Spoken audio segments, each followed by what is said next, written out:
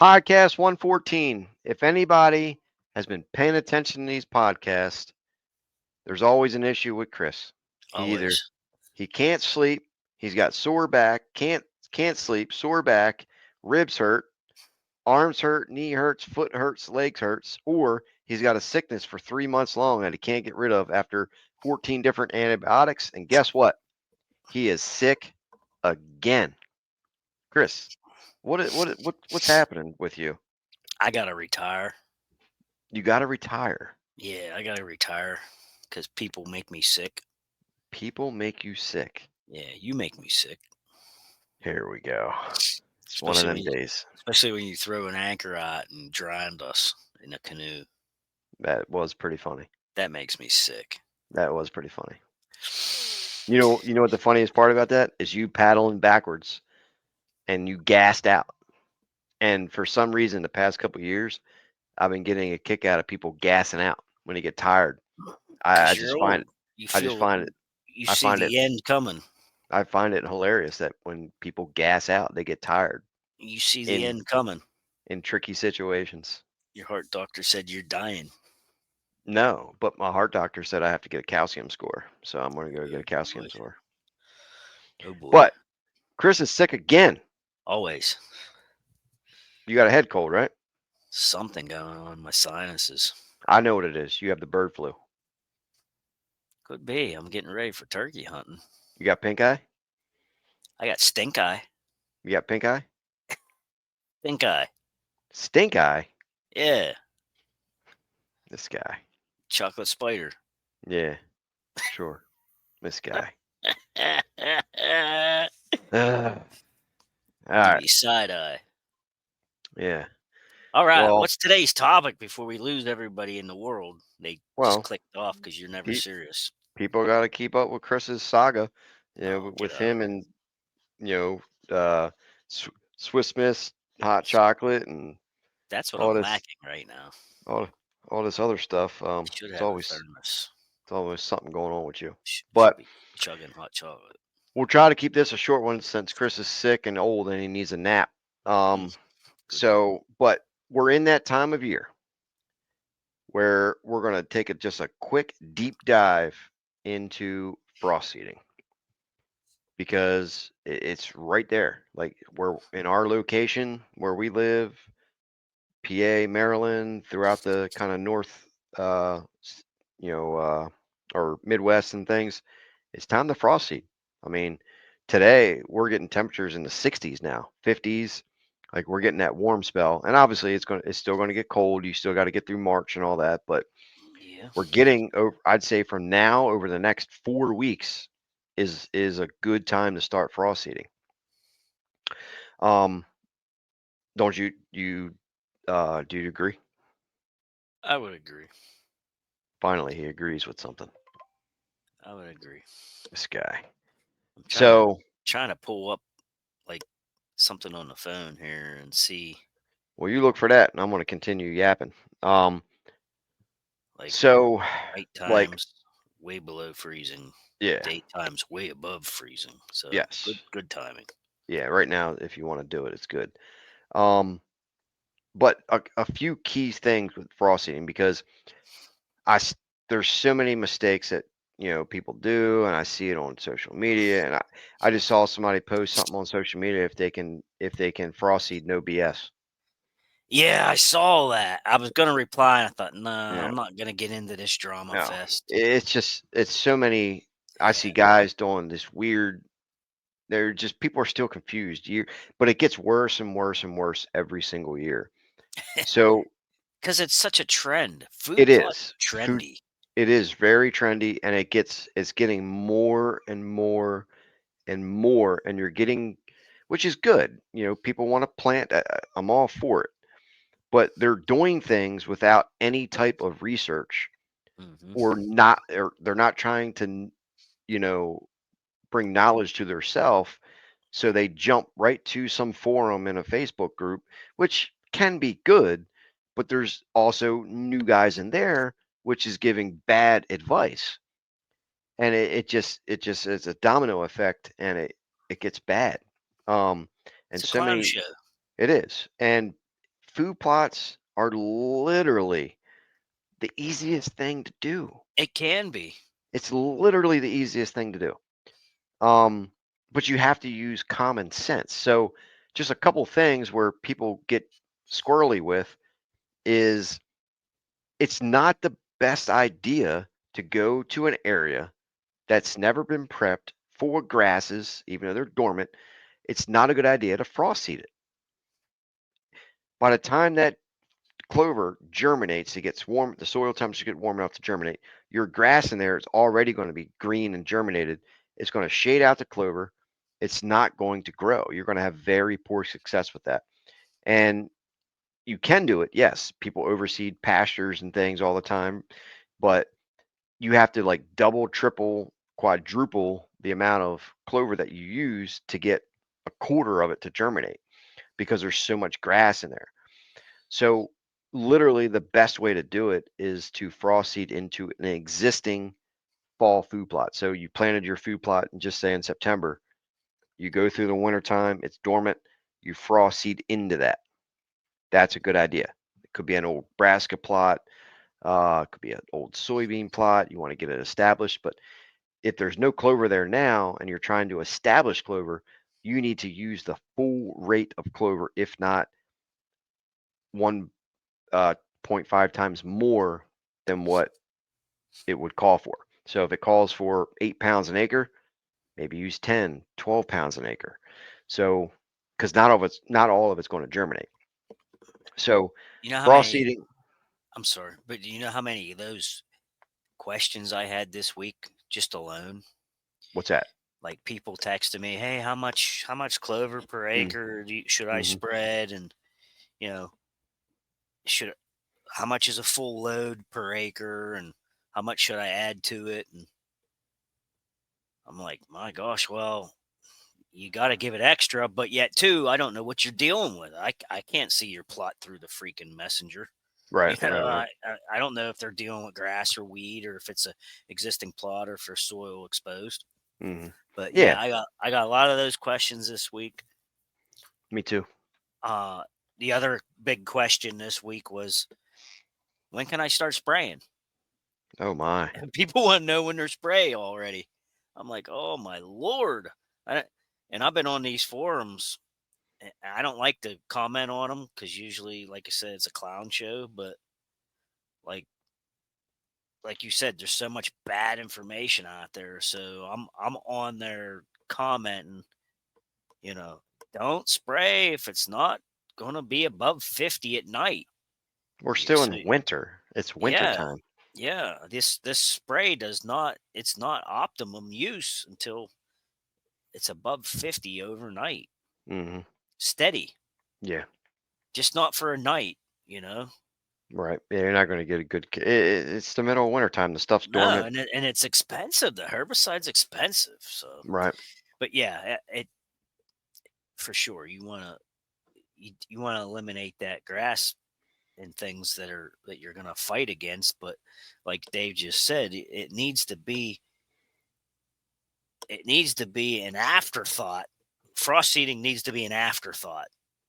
And what I mean by that is what he mentioned. It should be, you put in your fall plot, and then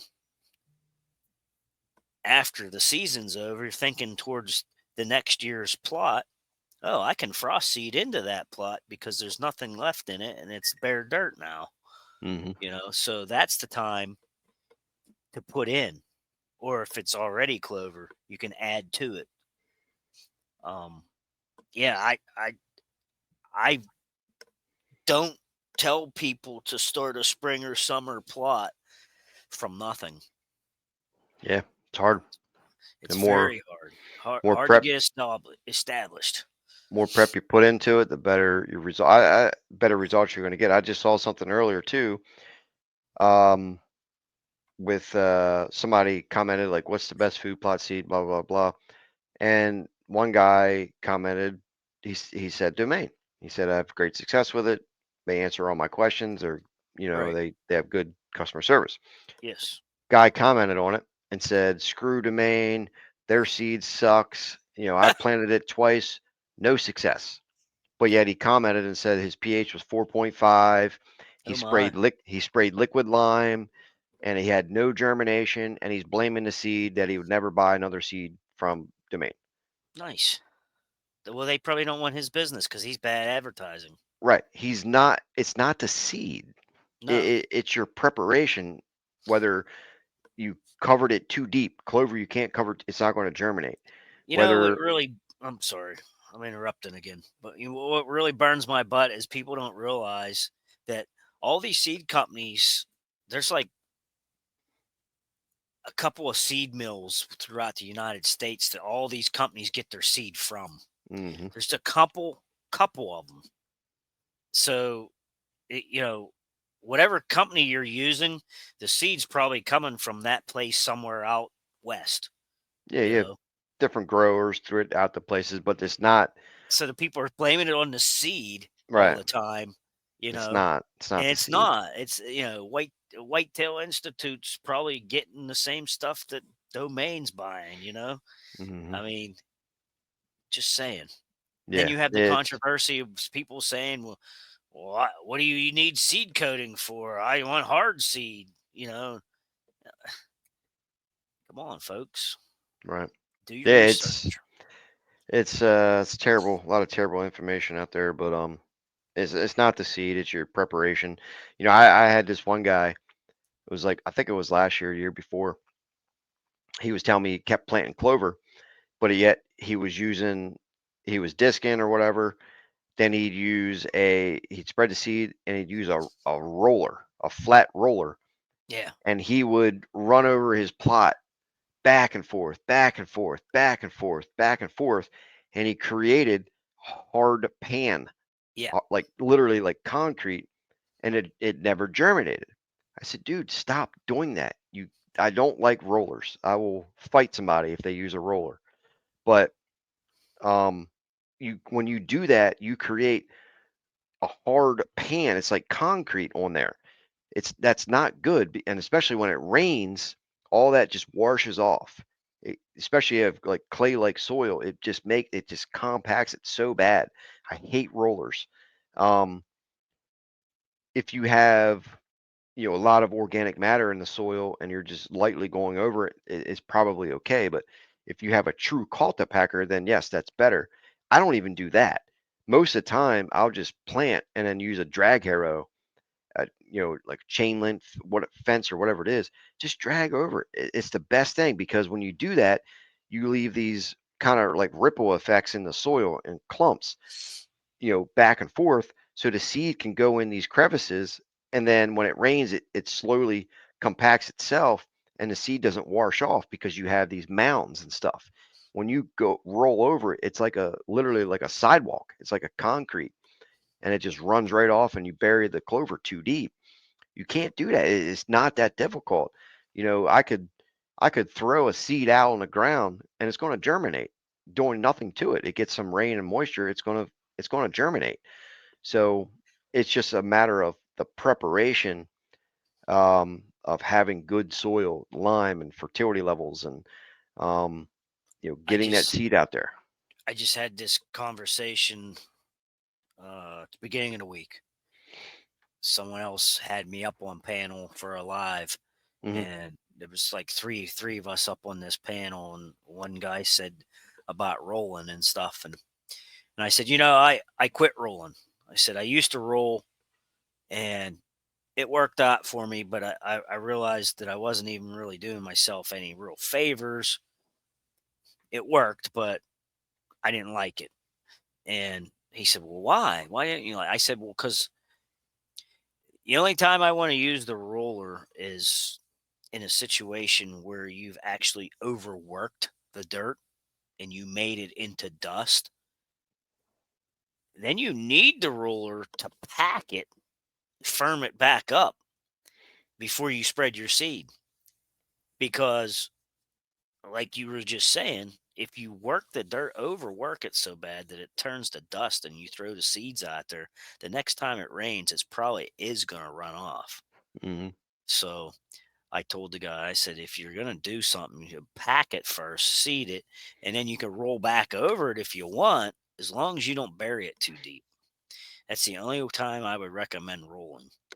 You know, I just or I've used it in an instance where I used bigger seeds, and the bigger seeds were able to be buried within up to an inch and a half. Well, then I would say if you want to roll that, okay, because if you bury it an inch and a half, it's still going to germinate. Something like corn or something like that. Hmm. Like I broadcast the corn that one year. I I used the cultivators and tore it up, and it left like nice furrow lines in the ground. And when I broadcasted the corn, it fell down in them furrows, and then I didn't have that chain link at the time. So I just went and got a roller and I rolled over that, and that just packed the dirt back around the seed for me. Hmm. That would be the only two instances I could see you need a roller. Right. I like the chain link harrow though. Yeah, I like that too. And yeah, I got a video on my YouTube channel where I planted brassicas. I Mhm. literally dissed it, drug it with a chain link fence, broadcasted my brassicas right on top of it. I Right. didn't ever touched it after that. Just walk away. To walk away, and it was a beautiful. I think Yeah. it was I think it was Showstopper that I planted at the current farm that I have. But yeah, it's right on my YouTube video. No roller, no Nothing. nothing. Just let it do its thing, and it was a I beautiful plot. just Not scratch it up, spread it, and let it rain. yep. Um, few other things with clover. Obviously you want to frost seed when you're getting those freezing thaw temperatures. So if Yeah. you look at your calendar, or not your calendar, your weather forecast, you'll see those freezing temperatures at night rising during the day. It can freeze and thaw. You put that seed on there, and it'll draw that seed down in there, Yeah. and then when spring actually hits, it'll start germinating. Um, so Well, the other thing is I had some questions, people saying, "What if I miss what if I miss that freeze thaw?" so what? I'm like, "So what? So just go out and spread it right before rain." Hmm. It's just like we were just saying, just put it out there, let it work itself into the dirt. Yep. You don't have to frost seed. Like deep south doesn't get frost normally. Like this year they did, but you know, you can't talk frost seeding to someone that lives in Florida. It's non-existent normally. Right. You Like know, South Florida. yeah. I mean, you're not talking frost seeding to them. They're like frost seeding. What the heck's that? Hmm. Yeah. You're not telling them anything. So Right. yeah, Yeah. they've got to go out and pitch it on the dirt and wait for it to rain anyhow. Hmm. And they got much longer growing seasons down there. So Sure. up here we have a short window. Um, Yeah, but but everybody's trying to time it just right. And yeah. I've already seen people that already frost seed like 2 weeks ago. Hmm. You know, Yeah. If you miss it, you miss it. It's not the end of the world. Just and then plant we it. got all that ice storm. Yeah. It got all covered over in ice. And Yep. who's to say that now we've been getting these rains in this stall? Who's to say it's not going to wash and be real Hmm. blotchy and nasty? Yep. Well, they'll just blame it on the seed. Yeah, right, right. It's that seed distributor, Yep. whichever. Insert your name here. Hmm. You know. Yeah. A few Hmm. things too with it. It's once it gets established, if you plant it in the spring, you're going to have some weeds. Yeah, Typically, you can mow it, which is fine. Other times, if it gets really bad, you have to apply some herbicide to it. But clethodim works.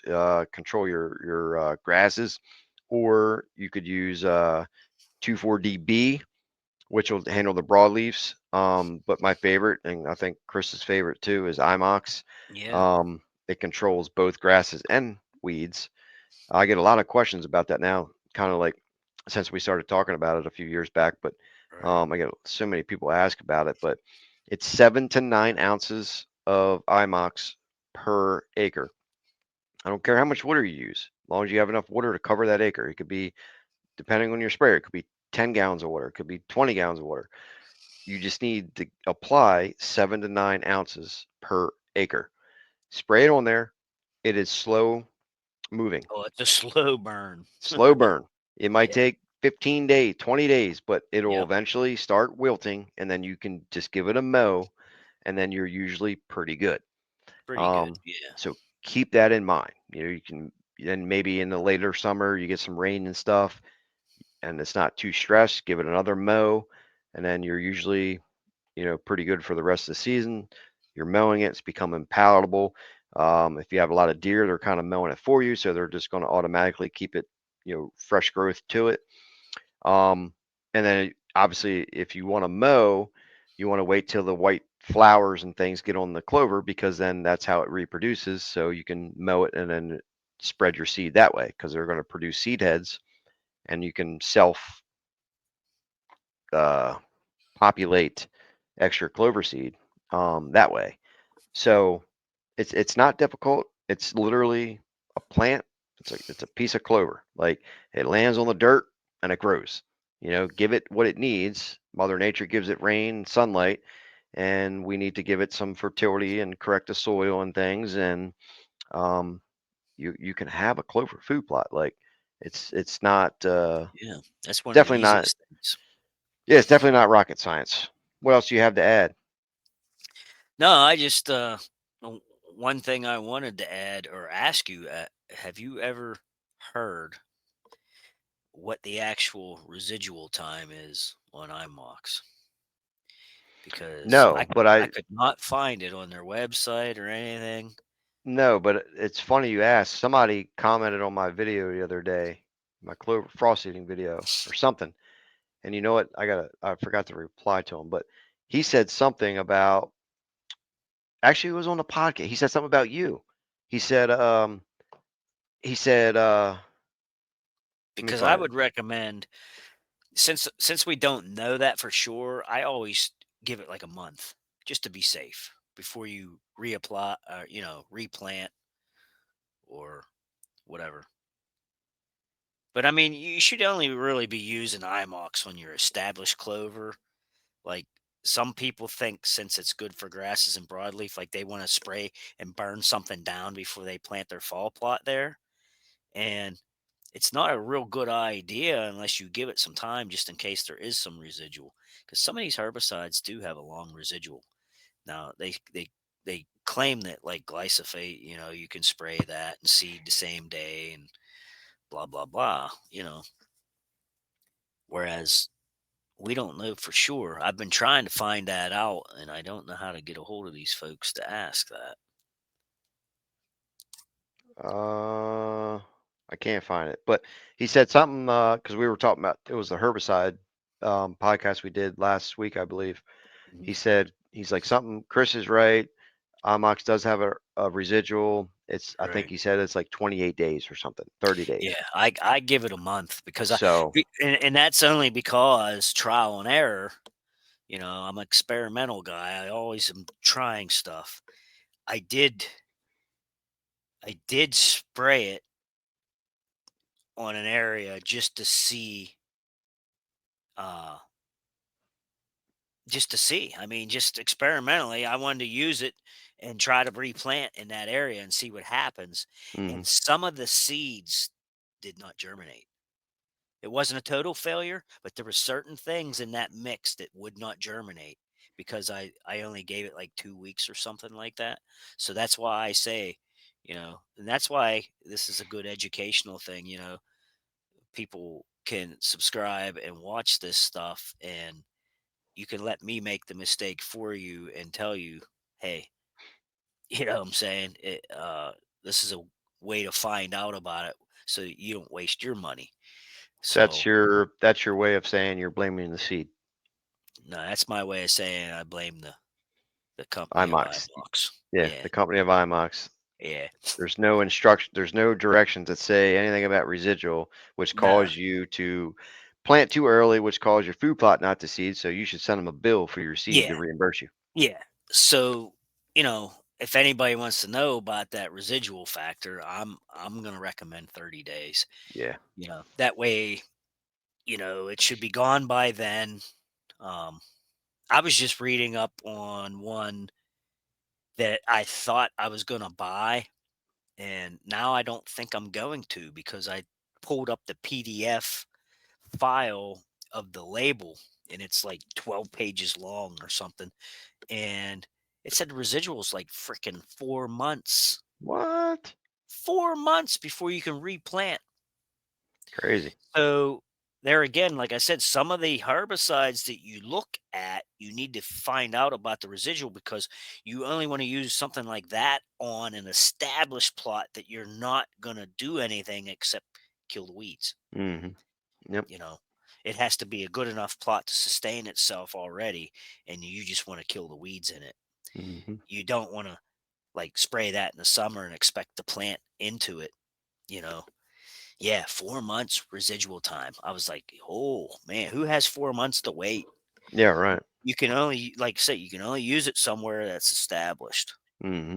That would be like, something like you might want to spray that early spring, going into summer, and then they would probably harvest a crop in the fall, Yep. and then maybe plant something to winter over, put their cover crops in or something Hmm. after that.